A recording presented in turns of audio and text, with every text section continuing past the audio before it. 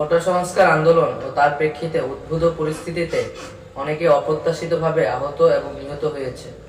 তাছাড়া রাষ্ট্রীয় স্থাপনে অগ্নিসংযোগ সহ নানা সহিংস ঘটনা ঘটেছে। আমরা এই সকল অনাকাঙ্ক্ষিত ঘটনার তীব্র নিন্দা জানাই এবং সুষ্ঠু তদন্ত সাপেক্ষে দ্রুত বিচারের দাবি জানাচ্ছি।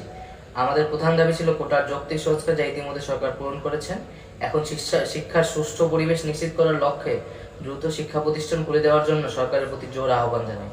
সার্বিক স্বার্থে আমরা এই মুহূর্তে থেকে আমাদের কর্মসূচি প্রত্যাহার করছি।